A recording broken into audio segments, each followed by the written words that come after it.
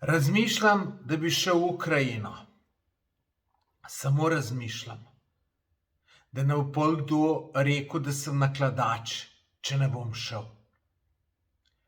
Tudi ta video snemam ravno zato, ker želim, da me prisili, da bom šel. Sicer zdajle, ki ga snemam, nisem čist 100%, če ga bom objavil. Si bom vzel en čas, kakšnih 24 ur za razmislek. No, zdaj, zakaj si sploh želim iti v Ukrajino? Prvič zato, ker me to zanima. Jaz sem prebral 2 zanimive knjige. Prva je od Marjana Jermana, katera je naslov Iz pekla. Ta druga je pa od Valentina Areha, ki je pa naslov Afganistan. Tisti, ki jih poznate, veste, da sta to bila neke vrste vojna dopisnika, sta poročala iz vojnih območij. In jaz, ko sem to bral, sem si želel, da bi mogoče pa tudi jaz enkrat delal kaj takega. Tako da zanima me, kako je v Ukrajini. Rad bi malo poročal iz tam. Pač zanima me to.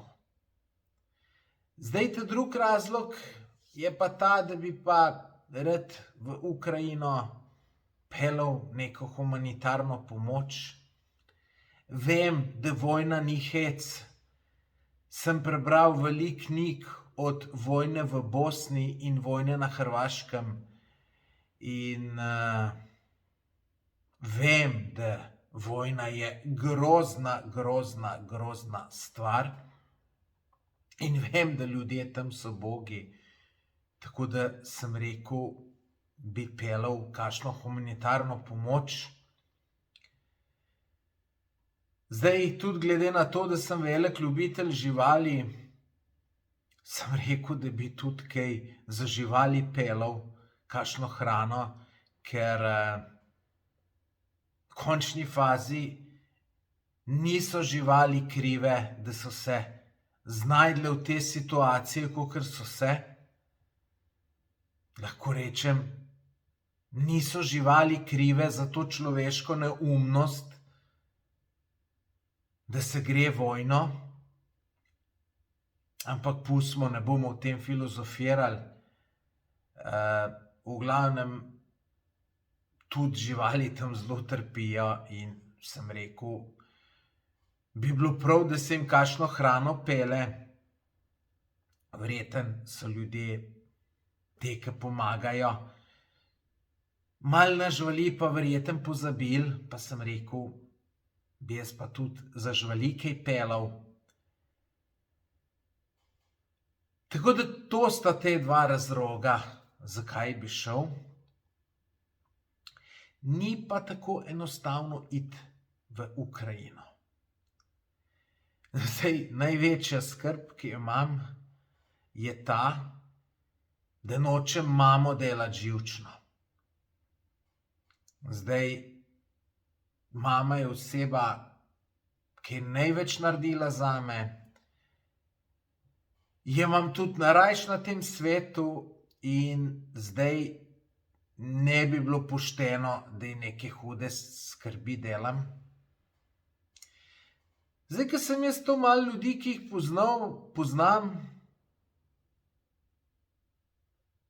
povprašal po mnenju, nisem jih glih spraševal, no, rekel sem kar, veš kaj, v Ukrajino bom šel. In si budala, si nor, vojna je in tako naprej. Tako da en človek mi ni rekel, pejt, razen eden. In ne boste verjeli, kdo je bil to? To je bil brat. Edini, ki mi je rekel, ja, pejt, to je bil brat. Sicer res nisem šel brata za mnenje vprašati, ali naj grem ali naj ne grem. Vprašati sem ga šel bolj za mnenje, kaj bo mama rekla. Pa rekel, se ni nujno, da ji poveš. Pol, ko prideš nazaj, ji boš pa povedal. Samo majčkeno se bojim, da ne bojo kakšni sosedje mami povedali, da sem v Ukrajini, ki me spremljajo. Tako da, sosedje, če tole gledate, neč mami povedati, da sem v Ukrajini.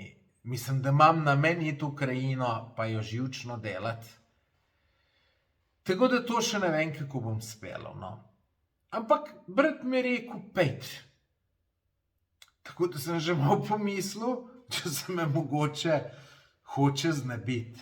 Ne, hecam se. Ampak moj brat tudi za take stvari ni boječ, tako kot jaz nisem. In verjetno je tudi njemu to malo zanimivo in je pač mi pošteno svetoval in rekel, pejt. In sem tudi vesel, da mi je rekel tako, no, da mi je vsaj en rekel. Čeprav jaz v svoji glavi sem imel to, že en tak plan narejen, jaz zdaj nisem mu namen, da grem nekam na fronto, pa ne vem kam. Mi je preveč lepo na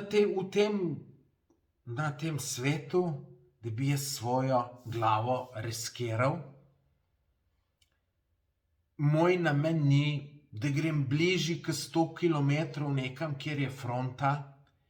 Pa tudi tam, ko bom zelo pazljiv, če bom šel kaj pogledat. Ne bom tam po eni travi hodil, da je možnost, da je kakšna mina. V glavnem bom zelo previden. Čeprav moramo se zavedati, no, neko tveganje obstaja. Se veste, ne? Tisti, ki ta prvi za orožje primejo, so običajno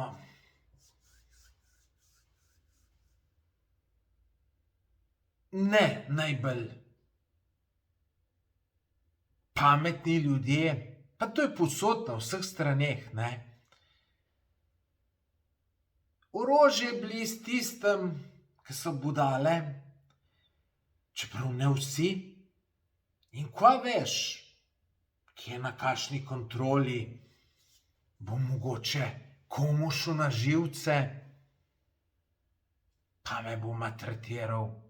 Mogoče bo mislil, sem kakšni ruski vohun. Tako da neko tveganje je. Sicer to zdajle majčkeno govorim na pamet, ki se sploh ne nanaša na Ukrajino, ampak se nanaša na kjerkoli del sveta. Pa seveda tudi oni na ono stran so mogoče malo slabe vole, malo živčni in se pol mogoče name spravili. No, zdaj moj namen je tudi tak.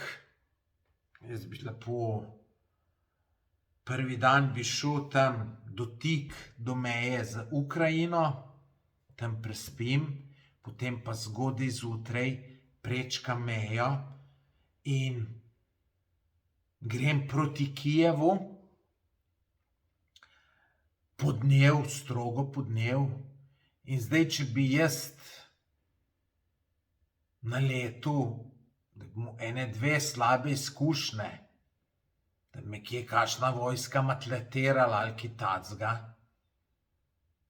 bi jaz lepo obrnil in šel nazaj.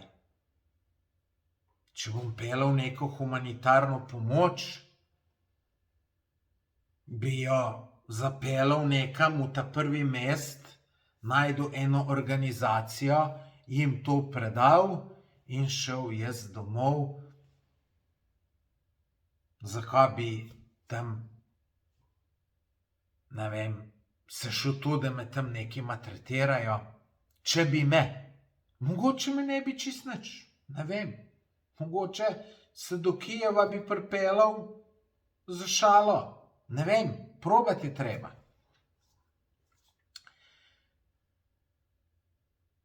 Tako da majčkeno res ni to, da bi šel zdaj na Hrvaško na morje. Je majčkeno.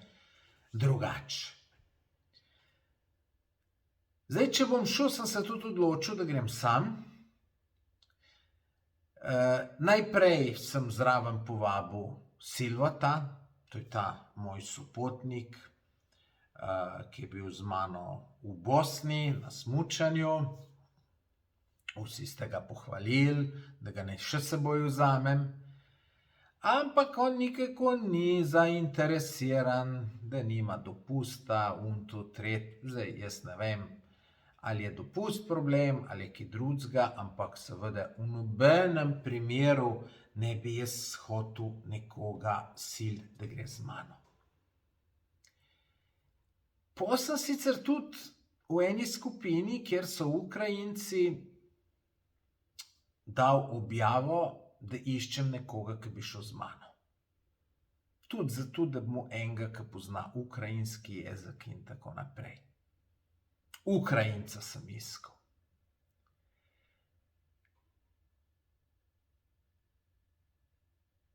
Javile so se mi neke ženske, javil se mi pa tudi en moški iz Kijeva. In mi je tudi rekel, da lahko pri njemu prespim. Par slik mi je celo poslal iz Kijeva. Napisal je, da je v Kijevu čisto mirno. Tako da sem se pol odločil, da če bom šel sam. Namreč nočem biti za nobenega odgovoren. Najbolj, da sem samo sam zase. In šel bi do tega Ukrajinca v Kijevu. Ta je sicer tudi mogel v Sloveniji živeti, ker se slovensko pogovarjava. Pa je zdaj zgledaš, pač v Kijevu je, nisem ga neke detalje spraševal. Tako da bi šel sam, ker je to tudi najbolj svobodno.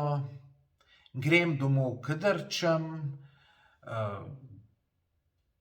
Pač najbolj se mi zdi. Tako da to sem se odločil, če bom šel sam.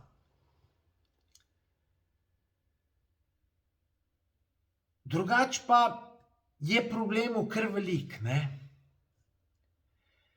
Zdaj, če hočem kakšno humanitarno pomoč peljati v Ukrajino, potem ne morem imeti s svojim avtom, ker nimam kaj veliko naložiti. Se pravi, moram nekje dobiti enega Cadija, partnerja, Berlingota ali pa en kombi. In sem šel tudi že v akcijo. No, pa tudi z mojim avtom ne bi hotel iti, je tam le vojna, ne velja kasko, ne velja nič in je majčkeno preveč ureden, da bi zdaj s svojim avtom šel. Tako da nekaj sem iskal pri ljudeh, ki to malo bolj poznajo, no in mi je en znanec našel nekoga, ki bi kombi mi posodil, seveda za plačilo, ampak je cena kar ugodna. Ampak, ko smo človeku povedali, da pač je to za Ukrajino, je pač rekel, da hoče neko garancijo, če avto ne bo več nazaj. In ta avto je menda je tam okoli 6.000 evrov vreden. In on želi 6.000 evrov kavcije. Zdaj, a mu bom dal to kavcijo? Ali bo ta prijatelj, ki mi to rihtal, on dal besedo zame, s tem, da bom jaz doma naročil, da v primeru, če se ne vrnem, da je treba človeku dati 6.000 evrov, ker zakaj bi on bil na slabšem. Ampak zdaj, ta avto mi je tudi malo veliko vreden, 6.000 evrov, ker bom skozi živčen, kaj če mi ga ukradejo, kaj če, ne vem, mislim, tudi če mi tam crkne, ga bo kdo popravil, ga ne bo popravil. A ga bom tam pustil, pa je šel, ne vem, z vlakom, z avtobusom, z nekom drugim, ne vem, pojma nimam. Tako da jaz šel raje z nekim avtom, ki je vreden 1.000, 2.000 evrov. In to bi bil idealen od Silvo ta avto. Jaz sem tudi Silvo to rekel, Silvo, lej, koliko je tvoj avto vreden? Sem rekel, lej, če ga nama ukradejo, če ga nama, ne vem, prestrelijo, če ga morava tam pustiti, seveda ti bom to plačal jaz, ker moje je to ideja, ne tvoja, ne. Tako da Silvotov avto bi bil idealen. Prav, da je od 1000 do 2000 evrov vreden.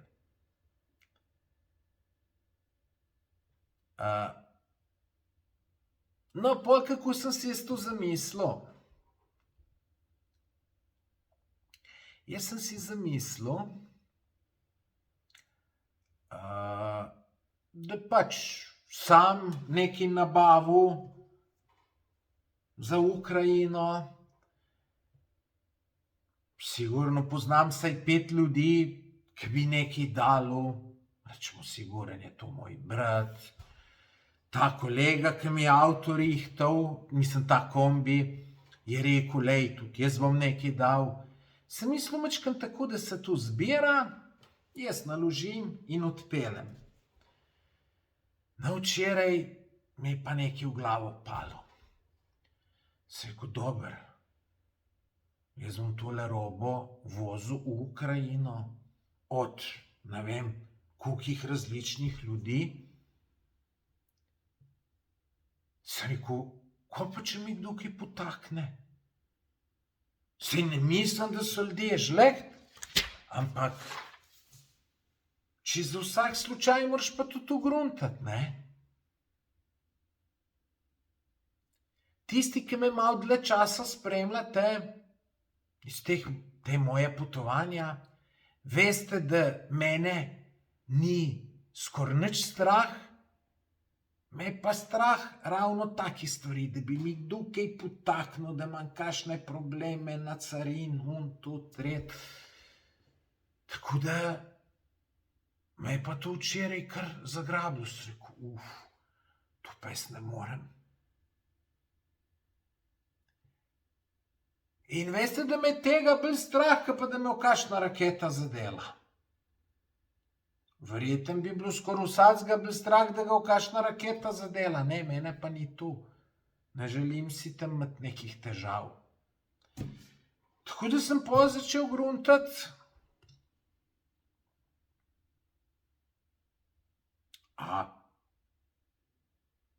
Ma tu sploh smisel, da jaz igram enega avtoprevoznika? Ne vem, mogoče boljš, da denarno nakažem neki organizaciji, ki zbira, kupuje to pomoč, pa imam stvar rešeno.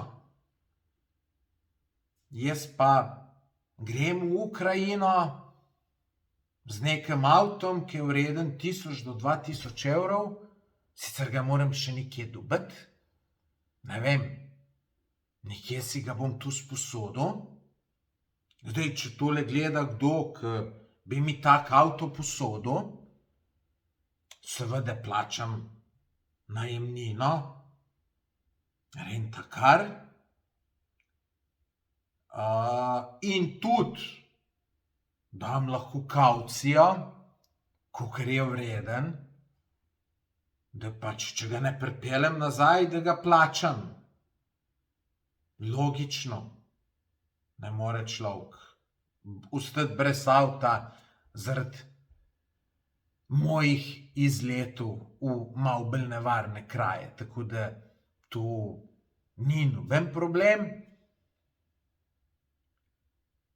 Pa bi pol mogoče, bi pol seveda, če ne drugega, bi ta avto naložil celo havbo neke hrane za pse, mačke, pa da se tudi peljem.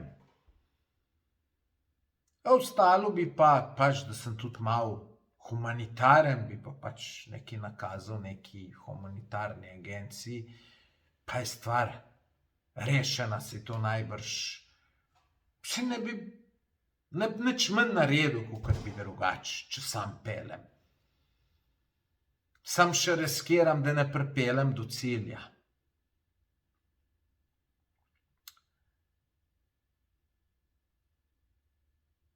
Tako da, če ima kdo tak avto, naj se mi javi. Je pa seveda tle spet malo riskirancija, ko se mi bo naredilo, če bom šel z enim slabim avtom, ne, vrednem od 1000 do 2000 evrov, kaj če mi tam crkne? Ne vemo tam, kakšni servisi delajo ali ne delajo, ali kako.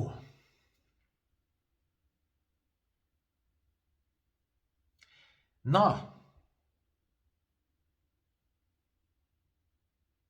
ampak tu ne smem gruntati.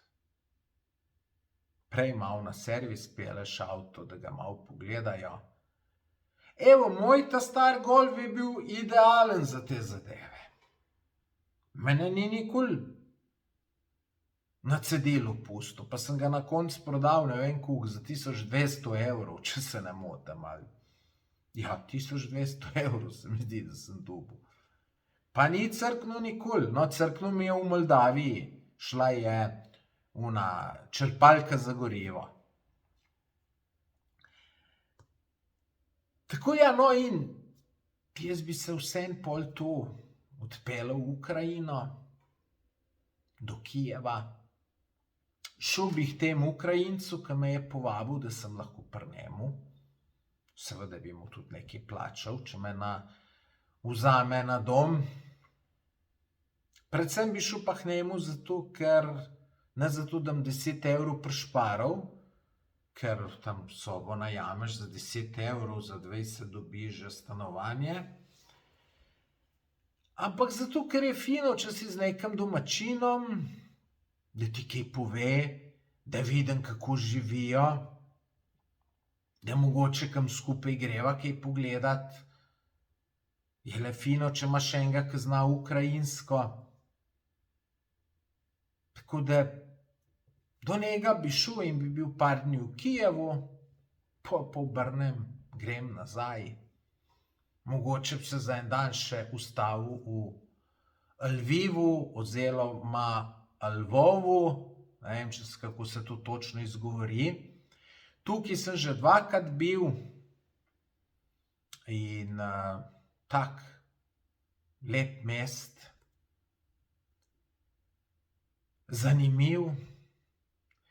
Menda na začetku te invazije ruske na Ukrajino je tudi kakšna granata kaj pala, ampak sem pred dnevi videl enega hrvaškega novinarja, ki je poročal iz tega Lvova in normalno, ljudje so odzad hodili, tako da imam en tak občutek, da tle zdaj v teh mestih, tam, ki ne padajo bombe, da je kar nekako normalna situacija, da se nimaš kaj bati.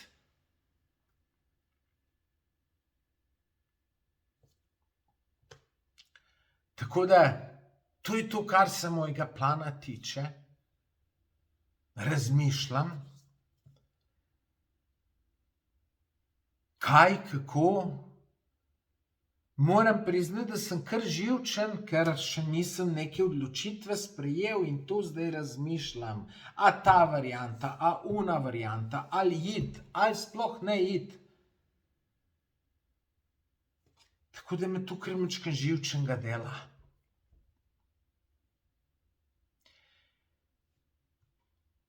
Tudi vem, da če bom šel, da bo cel kup ljudi reklo, da sem šel všečke naberat.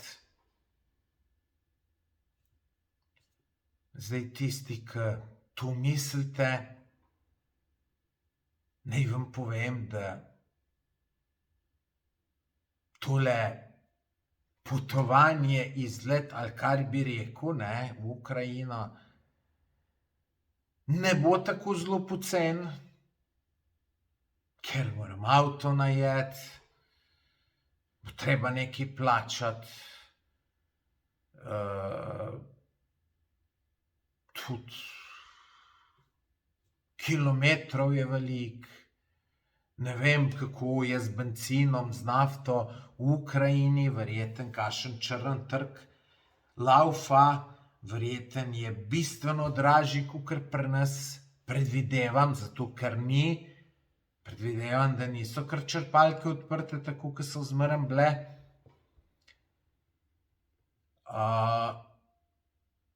Tako da, če bi jaz ta denar vložil v neko plačljivo oglaševanje na Facebooku, na YouTubu, na Instagramu, bi verjeten dobil veliko več všečkov, kakor jih bom dobil tako.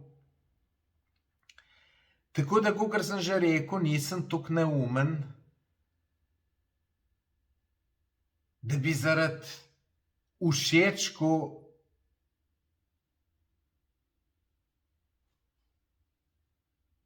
glavo na prodaj nesel. Jaz bi šel tu zato, ker me tu res zanima videti. In se zavedam tega tveganja, da je malo tveganje, ni pa to neko hudo tveganje po mojem. In me tudi ni tega nič strah, če sem čisto iskren. Saj ne vem, za koga se jaz tu sploh sekiram.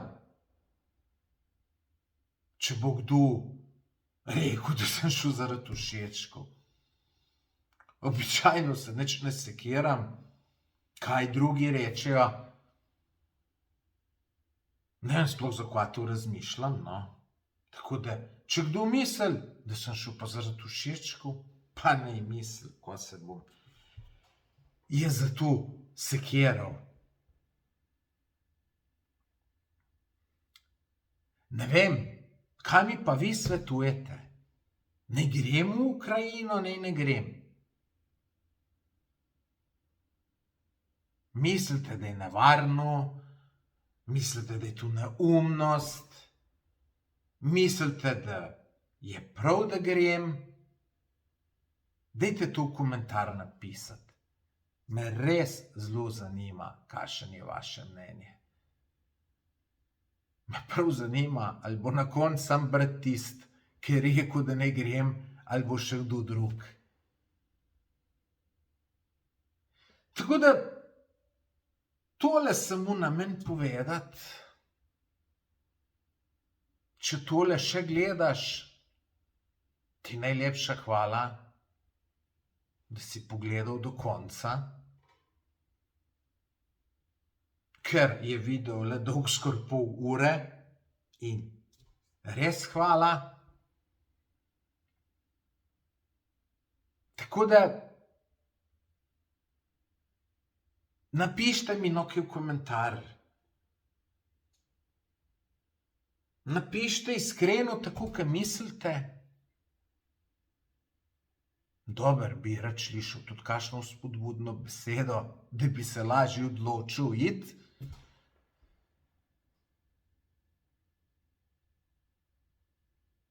No, sem pa namen tu mu iti za 1. maja. Zdaj, čisto ta trenutek še ne morem iti, zato ker imam v službi še neke nujne stvari za zrihtati, ki jih moram zrihtati. Tako sem pa mislil, najboljše grem za prvomajske praznike. Par dni je frej, par dni bom dopusta vzel, pa bo nekako vse skupaj šlo. Tako da bom videl, sporočim svojo odločitev, bom rekel, kar v kratkem. Tako da hvala, da si gledal, gledala, hvala za vsem, ki boste komentar napisali, kaj si mislite o tem. Tako da, to bi bilo za danes. Hvala in adijo.